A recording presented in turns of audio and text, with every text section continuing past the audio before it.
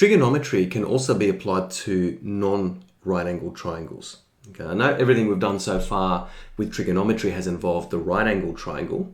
Okay, it's not limited to that, which is quite interesting. And actually the reason for that is because any triangle could be split up into two right angled triangles anyway, by just putting a perpendicular line from the base of the triangle to the apex.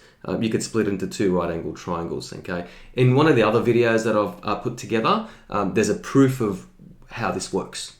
Okay, so I'm not going to get bogged down into all that sort of gory detail. Let's just get straight into the mechanics of using the sine rule, okay, for unknown sides. So for any non-right angled triangle ABC, so there's no right angle, no hypotenuse, none of that sort of stuff. Okay, it actually works on side angle pairs. We label the angles or the vertices of the triangle with capital letters. So for example, A, B, C could be X, Y, Z, could be anything, any three letters, as long as they're uppercase.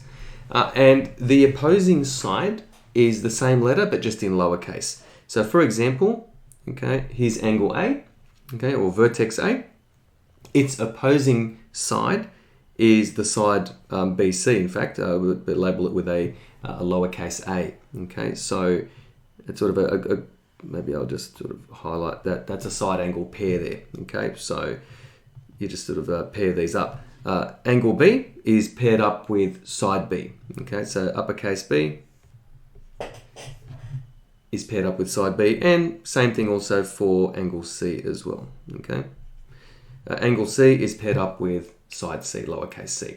And the rule goes like this.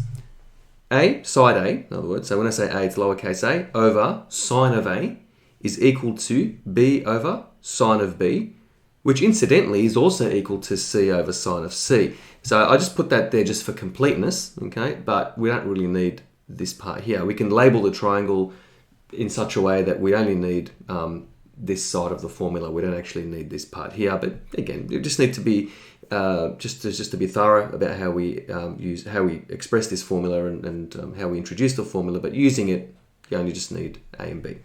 Now, the sine rule is applied when there are known side angle pairs. That's very important, okay? Because there's going to be situations where you're not going to find any side angle pairs and the sine rule won't work, okay? In fact, we need something else. Let's have a look at an example. Okay, so find x, so side x, correct to 1 decimal place. Okay, hopefully you got your calculator there.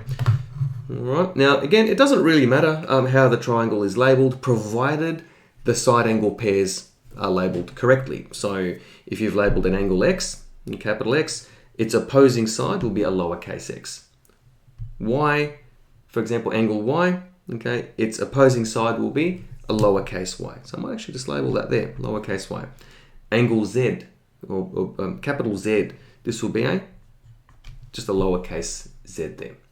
Okay, so based on the information given, okay, we need to find x correct to 1 decimal place. Now, first thing is we try and find side angle pairs, if we can. So just pick an angle, known angle. Okay, there's 40 degrees. Well, that's x, which is what we asked to find. So that's one pair that we need to consider. But we need to find another pair. What about this one? 25 degrees. Okay, and its opposing side z. Well, we don't even know z, so that's not a known side angle pair. If we had this angle up here though, we would then have this side angle pair, right? The uppercase y, lowercase y. And of course, we can find that. In fact, I'm just going to put theta here. Let's find theta first. Okay, so theta is equal to, okay, 180 degrees, angle sum of a triangle, minus 25 degrees, minus 40 degrees. Okay, 140 minus 25 is 115. Okay, so this angle here is 115 degrees. Okay, what's next? Do we have a side angle pair now? We do. Okay, so we have this 12 and we have this 115 degrees. That's a known side angle pair. We can now proceed to calculating the value or the length of side x. Okay, so by the sine rule.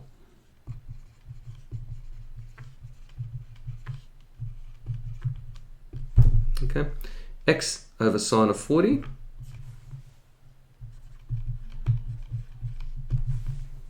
okay, is equal to 12 over sine of 115.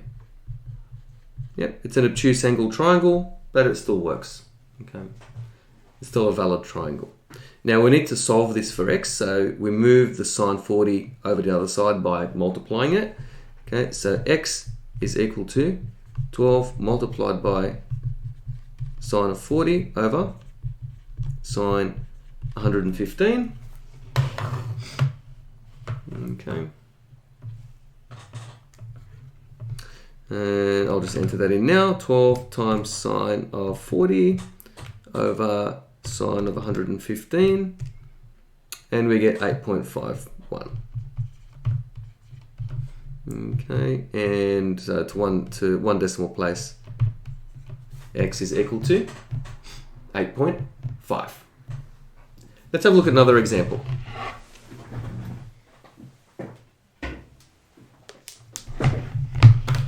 And of course, what's trigonometry or a trigonometry example without one involving bearings, of course. Okay. And yes, of course, the sine rule can be applied equally well to bearings or even angles of elevation and depression. Okay, so don't be surprised if you get a bearings question or any problem involving bearings or angles of elevation and depression, or in fact a combination of both for those that are tackling a 3D trigonometry question and you have to apply the sine rule or the cosine rule. Okay, we'll talk about the cosine rule later, okay, but in this video let's just focus on the sine rule.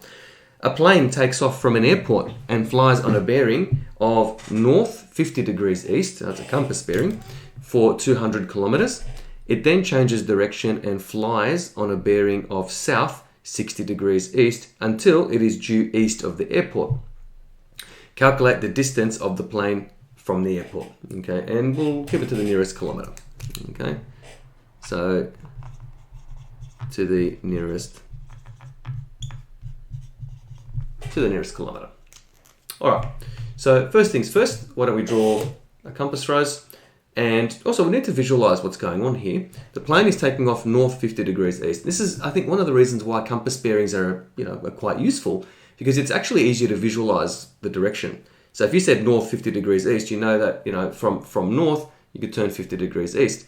Then on a bearing of south 60 degrees east, which means that the plane is going to be heading south, but then sort of off to the east a little bit as well. So it's going northeast and then it's going to go southeast. Okay. So let's draw this and see what it looks like. Okay. So from an airport, so I might just do a compass rose here first. Okay. The plane is taking off from this airport north 50 degrees east. Okay. So there's north 50 degrees east. So it might be something like that. Okay.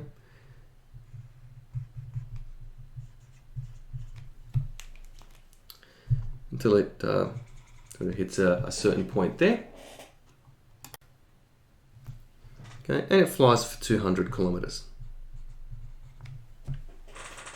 Okay, so from this point, okay, the plane changes direction, south 60 degrees east. Draw another compass rose there. Okay, there's north.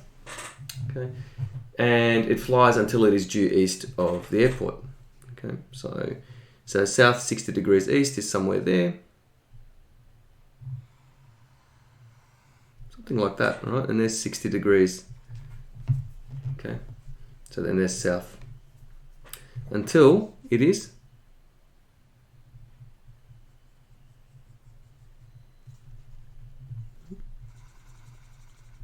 east of the airport, so there's east.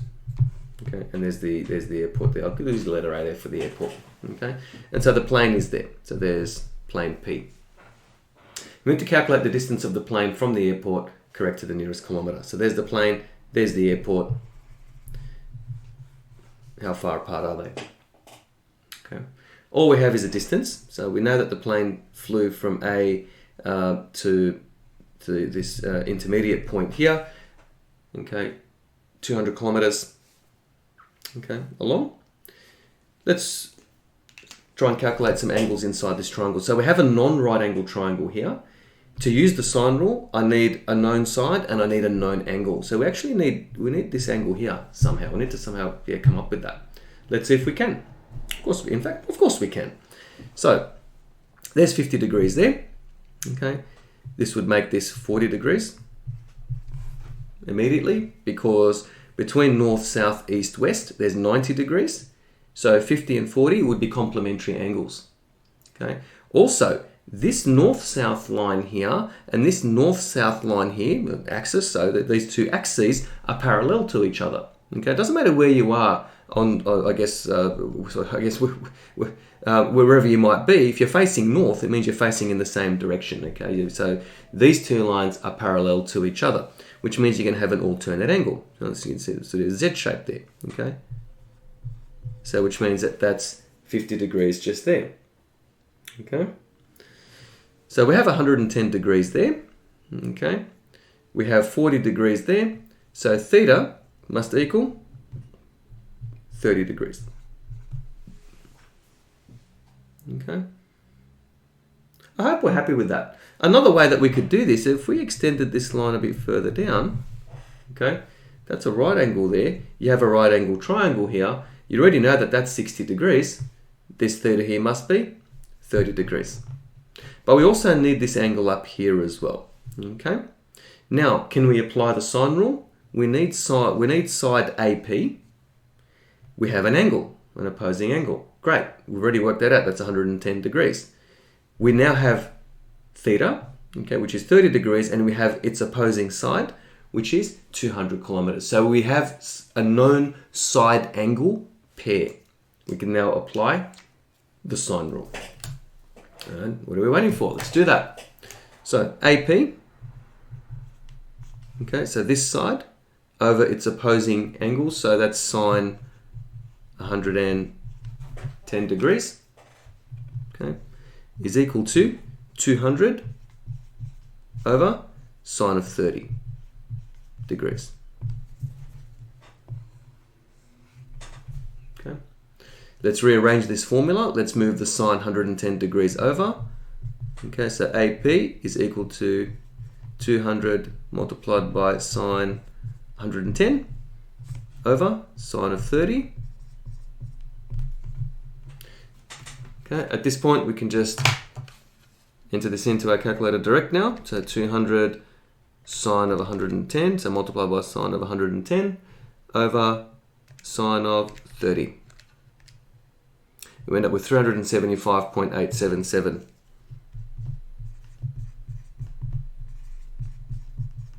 Which rounded to the nearest kilometre is 376 kilometres. Okay, so the aeroplane is now 376 kilometres away after doing this this turn. Okay, so, and that's it.